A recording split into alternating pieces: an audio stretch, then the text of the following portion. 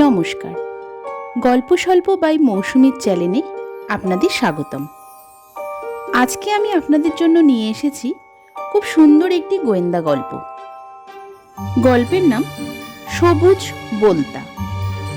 লেখক ক্ষিতেন্দ্র নারায়ণ ভট্টাচার্য। গল্প পাঠে মৌসুমী। এই নিয়ে পরপর 3 বার বিশ্বজিৎ বাবু এবার আর ব্যাপারটাকে উড়িয়ে দিতে পারলেন না। পুলিশের গোয়েন্দা বিভাগের ঝানু অফিসার তিনি। এই করে করে মাথার চুল পাকিয়ে ফেলেছেন। চোখের উপর বারবার এই একই ব্যাপার ঘটতে দেখেও যদি চুপ করে থাকেন তাহলে গোটা পুলিশ বিভাগেরই দুর্নাম হবে যে। প্রথমে প্রাইভেট কার, তারপর ট্যাক্সি, তারপর চলন্ত ট্রেন। একই অপরাধের সামান্য একটু হেরফের মাত্র।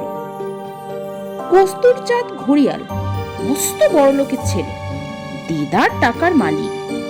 সন্ধেই ফুরফুরে হাওয়ায় নতুন বিলেত থেকে আনা ক্যাডিল্যাক খানা নিয়ে নিজেই ড্রাইভ করে চলেছিলেন ক্লাবের দিকে। কিছুর মধ্যে কিছুই না, একটু নির্জন পথে আসতেই অসাড় হয়ে গাড়ির মধ্যে টলে পড়ল। সামনে ছিল তার বেড়া দেয়া বাগান। গাড়ি গিয়ে তারই উপর হুমড়ি খেয়ে পড়ল। প্রাণে মরল না বটে, কিন্তু হাসপাতালে নেওয়ার আগে জানা গেল তার বাঁ পকেটে যে 1002 টাকার নোটের তাড়া ছিল, যা সে তাসের বাজি ধরবার জন্য সঙ্গে নিয়ে চলেছিল, সবটাই লোপাট হয়ে গেছে। অথচ কেউ তাকে আঘাত করেনি, নাকে ক্লোরোফর্ম ভেজানো রুমাল চাপে ধরেনি, গাড়ির ভিতরে বা ফুটবোর্ডে কেউ লাফিয়ে ওঠেনি। এরই মধ্যে কি যে হয়ে গেল, মনে হয় ভুতুড়ে কাণ্ড। ট্যাক্সি চালক সর্দার চকুন্দার সিং এর কাহিনীও অবিকল এক। গভীর রাতে শেষ প্যাসেঞ্জারকে ডেরায় নামিয়ে দিয়ে সে একটা গানের কলি ভাসতে ভাসতে বাড়ি ফিরছিল। মনটা ছিল খুব খুশ, কারণ বড়লোক প্যাসেঞ্জার অনেকটা ট্যাক্সি হাঁকিয়ে মিটারে দেদার বিল তো উঠিয়েই ছিল। তদুপরি নামবার সময় আরো 2টো করকরে 10 টাকার নোট ওর হাতে গুজে গিয়েছিল, হয়তো নেশার ঘোরেই। চকুন্দার সিং সারা দিনের রোজগার প্রায় 150 টাকা জেবের মধ্যে পুরে সবে একটা গানের কলি ধরেছে। অমনি কি হলো কে জানে, মনে হয় একটা মশা ঘন ঘন করে উড়ে এলো। কিন্তু তারপর কিছুই তার মনে নেই। যখন হুঁশ হলো, দেখলো একটা কাদার ঢিপির সামনে গাড়িটা কাত হয়ে রয়েছে। রাতও প্রায় কাবার হয়ে হয়ে এসেছে, আর জেবের টাকাগুলো সব উধাও। তারপর ট্রেনের মধ্যেও অনুরূপ ঘটনা আর একটা, তবে ড্রাইভার নয়, যাত্রীর উপর দিয়েই বয়ে গেল ঝড়টা। সত্যি রহস্য, কিন্তু এর রহস্য উদ্ঘাটন করতেই হবে। সারা জীবন তাই করে এসেছেন বিশ্বজিৎ বাবু। এখানেই কি হোঁচট খাবেন তিনি? কাভি নেই। রাত তখন 12টা হবে। একখানি দ্রুতগামী ট্রেন ছুটে চলেছে বর্ধমান থেকে দুর্গাপুরের দিকে। ছোট্ট একটা প্রথম শ্রেণীর কামরা, যাকে বলে কূপ। মুখোমুখি 2টো মাত্র বেঞ্চ, আর আরোহী মাত্র 1জন। কিন্তু চোখে তার ঘুম নেই। হাতে একটা ছোট্ট সস্তা ইংরাজি বই খুলে বসে আছেন, কিন্তু দেখলেই বোঝা যায় সেদিকে তার মন নেই। বই হাতে নিয়ে আপন মনে কি চিন্তা করছেন যেন। সামনে উল্টো দিকের বেঞ্চে একটা অ্যাটাচি কেস পড়ে আছে, ব্যাস, সঙ্গে মালপত্র বলতে ওই। ভদ্রলোকের বয়স 50-এর কাছাকাছি হবে। নাকের নিচে খ্যাংরা ঝাঁটার মতো এক গোঁফ জোড়া, বাঁ গালের উপর একটা মস্ত বড় আঁচিল। মুখের দিকে তাকালে সবার আগে সেইটার দিকেই নজর পড়বে। পরনে ধুতির উপর ঘি ঘি রঙের বাফতা জাতীয় কাপড়ের একটা গলা বন্ধ লম্বা কোট। একটা ছোট্ট স্টেশনে না থেমে পার হতেই গাড়ির গতি যেন একটু কমে গেল। হয়তো লাইন টাইন কিছু মেরামত হচ্ছে। ব্যাপার কি দেখবার জন্য ভদ্রলোক মাথাটা জানলা দিয়ে একটু ঝুঁকিয়েছেন। হঠাৎ একটা বলতা বা মৌমাছি কোত্থেকে এসে তার গালের উপর বসলো, ঠিক ওই আঁচিলটার পাশে। কয়েক সেকেন্ড মাত্র। ভদ্রলোক চমকে উঠে হাত দিয়ে সেটা চেপে ধরলেন। গাড়ি আবার স্পিড বাড়িয়ে দিল। দুর্গাপুরে ট্রেন থামতেই একদল পুলিশ এসে কামরাটা ঘেরাও করে ফেলল। একজন কনস্টেবল ভিতরে ঢুকে চমকে উঠল। ভদ্রলোক বেহুশ হয়ে পড়ে আছেন, পায়ের কাছে ইংরেজি বইটা গড়াগড়ি খাচ্ছে। অনেক চেষ্টার পর জলের ঝাপটা টাপটা দিয়ে তার জ্ঞান ফেরানো হলো। চোখ খুলে আবার বন্ধ করে অর্ধনিমিলিত নয়নে তিনি একবার অস্ফুট কণ্ঠে কি যেন বললেন। তারপর যেন হঠাৎ সম্বিত পেয়ে উঠে বসলেন। হুজুর, এখন কেমন বোধ করছেন? সামনের কনস্টেবলটা এগিয়ে এসে বলল। কে? চিরঞ্জীব? কিছু তো মনে করতে পারছি না। মনে হয় অনেকক্ষণ ঘুমিয়েছি। এ কি, আমার অ্যাটাচি কেসটা কি হলো? আগে ঘুমোননি, বেহুশ হয়েছিলেন। কিন্তু কেমন করে হলেন? পথে কিছু কিনে খেয়েছিলেন নাকি? শরবত টরবত কিছু? বেহুশ? বলো কি? কতক্ষণ? আমার তো কিছু মনে পড়ছে না। না না, শরবত টরবত কিছু খাইনি, বই পড়ছিলাম। তারপর কখন যে কি হলো কিছু মনে নেই। কিন্তু দরজাটা বোধহয় লক করাই ছিল, খুললো কে? ততক্ষণে পিছনে আরো কয়েকটি পুলিশ কামরায় ঢুকে পড়েছে। এদিক ওদিক খুঁজতে লাগলো তারা। এটা যে কেসটা নেই তো, তাজ্জব ব্যাপার। তাহলে কি ওটা বাতাসে হয়ে গেল? ওর মধ্যে যে ভীষণ দরকারি কতগুলো কাগজ ছিল সরকারি, আরে মুশকিল হলো তো। ভদ্রলোক একটু উত্তেজিত ভাবেই বললেন।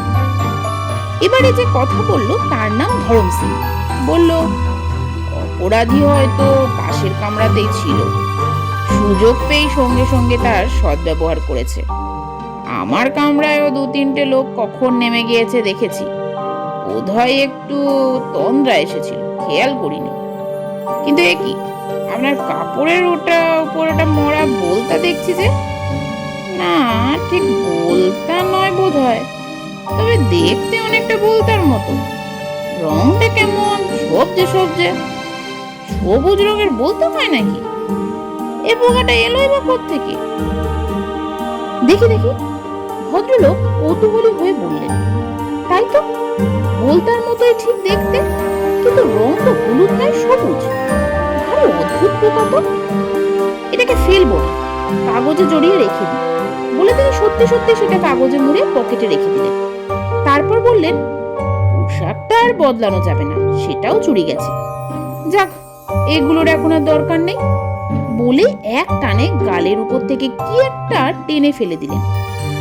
আর কিছু নয়, সেই আঁচিলটা, ওটা নকল।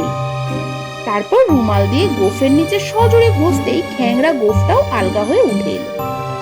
এবারে চিনতে কোনো কষ্ট হয় না তাকে। বিশ্বজিৎ বাবু। একেই বোধহয় বলে বাঘের ঘরে ঘোগের বাসা। পুলিশ সূত্রে খবর পেয়েছিলেন বিশ্বজিৎ বাবু যে তিনি যে কেসটার ভার নিয়েছেন সে খবর আসামি পক্ষ সম্ভবত জেনে গেছে এবং তাকে নাজেহাল করবার জন্য তৈরি হচ্ছে। বিশ্বজিৎ বাবু সেই থেকে নানা রকম ছদ্মবেশের ব্যবস্থা করেছিলেন। কখনো পাগড়ি পরা দাড়িওয়ালা শিখের পোশাক, কখনো গোফ কাঙানো ছাগল দাড়ি লুঙ্গিধারী মিয়া সাহেবের পোশাক, কখনো বা মাথার সামনের দিক কামানো, পিছনে খোপার মতন মোটা টিকি বাঁধা তিলো কাটা দক্ষিণ ভারতীয় পোশাক। আবার কখনো বা ধুতি পাঞ্জাবি পরা সাদাসিধে বাঙালি অফিস বাবুর পোশাক পরে ঘুরতেন তিনি। পুলিশের সেই আত্মচমকে দেওয়া ভারী ভারী আধা মিলিটারি কস্টিউম দিন কতকের জন্য চাপা দিয়ে রাখা হয়েছিল। একটা রেল ডাকাতির সম্ভাবনা আছে খবর পেয়ে আজ ট্রেনে রওনা হয়েছিল তিনি। পাছে কেউ সন্দেহ করে সেই জন্য দিশি পোশাকে বেছে নিয়েছিল। ভিড় এড়াবার জন্য ফার্স্ট ক্লাসে যেতে হবে, তাই পোশাকটা ওরই মধ্যে একটু ভদ্রসভ্য করে নিতে হবে। গায়ের কোটটা একটু দামি কাপড়ের, চেহারা লুকানোর জন্য খ্যাংরা গোফ, আর গালে ইয়া বড় আঁচিল। বিশ্বজিৎ বাবুর স্ত্রীও বোধহয় স্বামী সেবেজ দেখে তাকে চিনতে পারতেন না। গাড়ির পিছন দিকে ছিল তার অনুচর পুলিশ বাহিনী, তাও একসঙ্গে নয়, বিভিন্ন কম্পার্টমেন্টে ছড়িয়ে ছিটিয়ে। মাঝপথে এই কাণ্ড। কোথাও কেউ নেই, চলতি ট্রেন ছুটে চলেছে বিদ্যুৎ গতিতে। বিশ্বজিৎবাবু একা। ঘুমে ঢুলে পড়া যাতে বিন্দুমাত্র আশঙ্কা না থাকে সেই জন্য বেরোবার সময় বেশ কড়া 2 পেয়ালা কফি খেয়ে নিয়েছিলেন। সঙ্গে থার্মোফ্ল্যাক্সে রয়েছে আরো 2 কাপ কফি। বর্ধমানে এসে সেটুকুও খেয়ে ফ্ল্যাক্সটা অ্যাটাচি কেসে পুড়ে দিয়েছেন। কোনো বিপদ আপদ দেখা দিলে সংকেত জানাবার জন্য অ্যাম্প্লিফায়ার লাগানো তীব্র শক্তিশালী হুইসেল আছে সঙ্গে। সেটা জামার ভেতর পকেটে লোকানো। ঠিক পিছনের কামরাতেই রয়েছে তার সহকারী ইন্সপেক্টর ধরম সিং। এরই মধ্যে ট্রেনের কামরায় বেহুশ হয়ে পড়লেন তিনি। সন্দেহ নেই এ সেই পরিচিতি অথবা অপরিচিত গ্যাং। 3 বারের পর 4র্থ বার তারা তাদের কেরামতি দেখিয়ে দিয়ে গেছে ভালোভাবেই। তবে কি হাল ছেড়ে দিতে হবে? বিশ্বজিৎবাবু তার শোবার ঘরে মাথায় হাত দিয়ে আকাশ পাতাল ভাবছিলেন। 2 দিন কেটে গেছে তারপর। সেই গ্যাংয়ের নেতা নিশ্চয়ই এতক্ষণে তাকে বিদ্রূপ করছে এবং পরবর্তী অপরাধের জন্য তোড়জোড় করছে। এখন তো তারা বেপরোয়া। কি করছেন বিশুদা, ঘরে আসতে পারি? উত্তরের অপেক্ষা না করে একটা বছর 30-32-এর যুবক ঘরে ঢুকলো। কে? নিঃসঙ্গ? এসো বসো। বিশ্বজিৎবাবু ম্লান মুখে অভ্যর্থনা জানালেন। নিঃসঙ্গ সম্পর্কে বিশ্বজিৎবাবু শ্যালু, হাসি খুশি দিলদরিয়া স্বভাব। বছর কয়েক আগে জিওলজিতে এমএসসি পাশ করেছে। মাঝে একটা কলেজে কয়েকদিন পড়িয়েও ছিল। সম্প্রতি একটা ভালো চাকরি পেয়ে আমেরিকায় চলে যাচ্ছে শীঘ্রই। কি ব্যাপার, সন্ধ্যেবেলা একা ঘরে চুপচাপ মনমরা হয়ে বসে আছেন? শেষ দিকই আছে ভেতরে, বসো বসো। সবাই কি তোমার মতো নামে এবং জীবনে নিঃশঙ্ক হতে পারে? হে, পুলিশের চাকরি, শঙ্কা আমাদের চারদিকে সর্বদাই মাসির মতন ভনভন করছে। ভালো কথা, তুমি তো জিওলজির ছাত্র, দেখো তো এই জিনিসটা চিনতে পারো কিনা। বলে বিশ্বজিৎবাবু ড্রয়ার থেকে সন্তর্পণে একটা কাগজে মোড়া মোড়ক বার করলো। নিঃশঙ্ক উপুর হয়ে দেখতে লাগলো। কি বলতে বলে মনে হয় না, কিন্তু বলতে কি সবুজ হয়? নিঃশঙ্ক গভীর মনোযোগের সঙ্গে পোকাটাকে উল্টে পাল্টে দেখতে দেখতে বলল, সময় বিশেষে হয়, তবে খুব রেয়ার এবং দুষ্প্রাপ্য। ওর একটা ল্যাটিন নামও আছে, কিন্তু বড় লম্বা আর বেদঘটে। জাইলোসিনথেসিস উড়ু উড়ু উড় বেরান্টাম নাকি ওই রকম একটা নাম মনে হচ্ছে। এ জাতের বোলতাদের চালচলনে সাধারণত বোলতাদের সঙ্গে মিল থাকলেও শুনেছি ওদের কয়েকটি বিশেষ ক্ষমতা আছে। আমি তো কীটতত্ত্ব নিয়ে খুব একটা বেশি পড়াশোনা করিনি, তবে আমার এক জানা ভদ্রলোক আছেন, তুহিনানন্দদা। তিনি এ বিষয়ে খুব পণ্ডিত। তার কাছে গেলে। তুহিনানন্দ নামটা তো বেশ সুন্দর। কি করেন তিনি? পেশা তার ঠিক কি আমার জানা নেই, তবে পোকামাকড় সম্বন্ধে তার জ্ঞান অগাধ। এমনকি তিনি নাকি একটি শখের চিড়িয়াখানা করার মতলবে আছেন। জীবজন্তু চিড়িয়াখানা নয়, পোকামাকড়ের চিড়িয়াখানা। যত রকম দুষ্প্রাপ্য পোকামাকড় সংগ্রহ করে পুষে তাদের চালচলন লক্ষ্য পরীক্ষা করবেন, এই তার ইচ্ছা। বোধহয় এতদিনে কাজ শুরুও করেছেন তিনি। বেশ তো, চলো না কানি, আমিও যাব কিন্তু সঙ্গে। তবে পুলিশের সাজে নয়, ছদ্মবেশে। তোমার আপত্তি নেই তো? তুহিনানন্দের চিড়িয়াখানাটা বাস্তবিকই অদ্ভুত। এদেশে যে বৈজ্ঞানিক গবেষণার জন্য কেউ এ জাতের চিড়িয়াখানা তৈরি করতে পারে, বিশ্বজিৎবাবু তা ভাবতেও পারেন না। চারদিকে ছোট বড় সূক্ষ্ম জালি দেওয়া অসংখ্য খাঁচা, তার মধ্যে নানা রকম পোকামাকড়ের চাষ হচ্ছে। তবে পতঙ্গ শ্রেণীর পোকাই বেশি। একটা বড় ঘেরা জালের মধ্যে এক জায়গায় বেশ কতগুলো সবুজ বোলতাও চোখে পড়ল। সংখ্যায় কয়েক হাজার হবে। নিঃশঙ্ক বলেন, এ আপনি করছেন কি তুহিনদা? এই যে ধান চাষের মতন সবুজ বোলতার চাষ শুরু করে দিয়েছেন। এই তো শুনেছি ভীষণ দুষ্প্রাপ্য পোকা, কি যেন নাম, জাইলোসিনথেসিস উড়ুড়ু বেরান্টাম। মুখের কথা কেড়ে নিয়ে হেসে বললেন তুহিনানন্দ, হ্যাঁ দুষ্প্রাপ্য বই কি, ওইটে নিয়েই একটু একটু রিসার্চ করছি কিনা। তা এত শুয়োপোকা কেন? গামলা ভর্তি শুয়োপোকা রেখে দিয়েছেন কোনো খাঁচার ভিতরে? ও বুঝেছি, শুয়োপোকাই তো বুঝি ওদের প্রিয় খাদ্য। তুহিনানন্দ তেমনি হাসি মুখে জবাব দিলেন, হ্যাঁ, সব বলতাই শুয়োপোকা খেতে ভালোবাসে, আর চাই টাটকা তাজা শুয়োপোকা। টাটকা তাজা? হ্যাঁ, ওইখানেই তো মজা। ডাক্তারেরা যেমন ইঞ্জেকশন দিয়ে সময় বিশেষে রোগীকে অসাড় করে নিয়ে তার উপর ছুরি চালান, এরাও তেমনি শুয়োপোকার শরীরে একরকম রস ইনজেক্ট করে তাকে অসাড় করে রেখে দেয়। ফলে শুয়োপোকা মরে না, পালাতেও পারে না। 2-3 দিন পর্যন্ত অসাড় হয়ে পড়ে থাকে, আর ওই 2-3 দিন বোলতাদের ভাঁড়ারে টাটকা খাবার জমে থাকে। বিশ্বজিৎ বাবু এবার মুখ খুললেন। ভারী অদ্ভুত তো, নিঃশঙ্ক বললেন। অদ্ভুত হলেও কথাটা নতুন নয়। বোলতাদের এই বিশেষ ক্ষমতার কথা বিজ্ঞানীরা অনেক দিন থেকেই জানতে পেরেছেন। আরো কোনো কোনো পোকার নাকি এরকম অভ্যেস আছে। তুহিনানন্দ এবার বিশ্বজিতের দিকে চেয়ে সকৌতুকে বললেন, অদ্ভুত লাগছে আপনার কাছে? কিন্তু ও তো সব সাধারণ বোলতাই করে থাকে। ওই সবুজ বোলতাদের ওই ক্ষমতাটা সবচেয়ে বেশি। এদের ইনজেকশনের বিষ এত তীব্র যে শুয়োপোকা কেন, বড় বড় জীবজন্তুকেও তারা অসাড় করে দিতে পারে।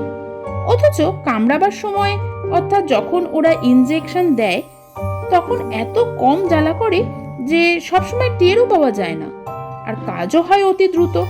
প্রায় সঙ্গে সঙ্গেই শিকার অজ্ঞান হয়ে যায়। আমি এই নিয়ে রিসার্চ করছি। এমনি এরা খুব দুষ্প্রাপ্য, কিন্তু চেষ্টা করলে, কৃত্রিম আবহাওয়ায় রেখে চাষ করলে এদের সংখ্যা বাড়ানো তেমন কঠিন নয়। সেই সঙ্গে বাড়ানো যায় ওদের ওই অদ্ভুত ক্ষমতা। পরীক্ষা করে দেখেছি, নিয়মিত লেটুস পাতা খাওয়ালে এদের বিষক্রিয়া এত বেড়ে যায় যে তখন তা দিয়ে ছাগল, ভেড়া, শুয়োরের মতন পশুদের পর্যন্ত বেহুশ করে দেওয়া যায়। দেখুন না, ওইখানে ঝুড়ি ভর্তি লেটুস পাতা রয়েছে, ওদের এক বেলার খোরাক। বিশ্বজিৎ বাবু অবাক হয়ে দেখছিলেন। বললেন, ধন্যী আপনি, কিন্তু রিসার্চ করতেও কি এত পোকা লাগে? তুহিনানন্দ তেমনি হাসি মুখে বললেন, হ্যাঁ, অনেক অনেক পোকার দরকার হয় রিসার্চ করতে গেলে, তবে ঠিক এত না। আসল কথা, এটিকে এখন আমি একটু ব্যবসার ক্ষেত্রেও লাগিয়েছি। ভালো চাকরি তো পেলাম না, তাই এই নতুন ধরনের ব্যবসার কথা মাথায় এলো। কেউ কেউ যারা খবর রাখেন আমার কাছে এসে অর্ডার দিয়ে এই বোলতা কিনে নিয়ে যান। আমিও গরজ বুঝে বেশ চড়া দাম হাঁকি। আপাতত আমার একজন বড় খদ্দের হচ্ছে উমার চাঁদ নামে এক অবাঙালি ভদ্রলোক। হামেশাই অর্ডার দিচ্ছেন। তার আছে একটা বিশাল পোল্ট্রি, হাঁস, মুরগি, শুয়োর, ভেড়া পুষে তাদের মাংস বিক্রি করেন। অথচ লোকটা ভারী দয়ালু। জ্যান্ত জীবগুলোকে কেটে মারতে বড্ড আঘাত লাগে তার মনে, অথচ ব্যবসার খাতিরে না মেরেও উপায় নেই। তাই তিনি এই পোকাগুলো নিয়ে যান আমার কাছ থেকে। ওদের কামড় খাইয়ে আগে তার শুয়োর, ভেড়াগুলোকে বেহুশ করে নেন, তারপর জবাই করেন বা কাটেন। জ্যান্ত অবস্থায় কাটলেও মৃত্যু যন্ত্রণা থেকে রেহাই দেন তিনি। কত বিচিত্র লোক নাই আছে পৃথিবীতে। ভারী সুন্দর ব্যবসা তো। পেশায় কষাই, অথচ এদিকে দয়ার অবতার। একদিন পোল্ট্রিটা দেখতে গেলে হয় না? ঠিকানাটা জানেন? বিশ্বজিৎ বাবু কৌতূহল দেখিয়ে বলেন, নিজে আমি কখনো যাইনি, তবে আপনারা স্বচ্ছন্দে গিয়ে দেখে আসতে পারেন। মারাঠা ডিচের ধার দিয়ে দিয়ে যে রাস্তাটা গেছে, সেইটি দিয়ে একটু এগিয়ে গেলে পাগলাডাঙ্গা ছাড়ালেই দেখতে পাবেন সেই পোল্ট্রি। এর পরের ঘটনা খুব সংক্ষিপ্ত। বিশ্বজিৎ বাবুর সন্দেহই শেষ পর্যন্ত সত্যি বলে প্রমাণিত হয়। উমার চাঁদের পোল্ট্রি ঘেরাও করে দেখা গেল লোক দেখানো পোল্ট্রি একটা থাকলেও সেখানকার আসল ব্যাপারটা একেবারে আলাদা। একটা কুখ্যাত অপরাধী দলের আড্ডা ওটা। সবুজ বোলতার ওই অদ্ভুত গুণের কথা জানতে পেরে ওরা ওই পোকাগুলোকে তাদের কুকর্মের হাতিয়ার হিসাবে ব্যবহার করতে শুরু করেছে। তুহিনানন্দ বাবুকে ব্যবসার লোক ওরাই দেখিয়েছে, এবং সে ভদ্রলোক কিছু না ভেবে চিনতে এবং সন্দেহ না করে সরল বিশ্বাসে ওই বিষাক্ত হাতিয়ার ওদের হাতে তুলে দিয়েছেন। অর্ডার দিয়ে পোকা সংগ্রহ করে উমার চাঁদের দল। পোকাগুলোকে কিছুদিন ট্রেনিং দেয়া হয়। এ ব্যাপারে ওরা বাহাদুর, সন্দেহ নেই। তারপর জালের খাঁচায় ভরে নিয়ে যাচ্ছে ইচ্ছে মতন জায়গায়। ব্যাপারটা এই রকম। খাঁচার দরজা খুলে দিতেই বোলতা উড়ে গিয়ে ওদের তথাকথিত শিকারের উপর নিঃশব্দে গিয়ে বসে, তারপর লাগায় ইঞ্জেকশন। কয়েক সেকেন্ডের মামলা মাত্র, সঙ্গে সঙ্গে তাদের বিষাক্ত রসে শিকার একেবারে বেহুশ। এই সময়টা দলের লোকেরা দূরে দূরে থেকে নজর রাখে। শিকার বেহুশ হয়ে গেলেই তখন শুরু হয় ওদের কাজ। ঝোপ বুঝে গিয়ে তাকে সর্বশান্ত করা তখন আর এমন কিছু কঠিন নয়। প্রাইভেট কার, ট্যাক্সি এবং চলন্ত ট্রেনে প্রতিবার একই ইতিহাস। দলের পান্ডা উমার চাঁদ আদালতে সবই স্বীকার করল। তুহিনানন্দও সাক্ষী দিলেন।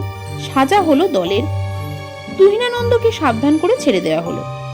বিশ্বজিৎ বাবুকেও এরপর আর তার অনুরূপ রহস্যজনক রাহাজানির কেস নিয়ে মাথা ঘামাতে হয়নি। নমস্কার।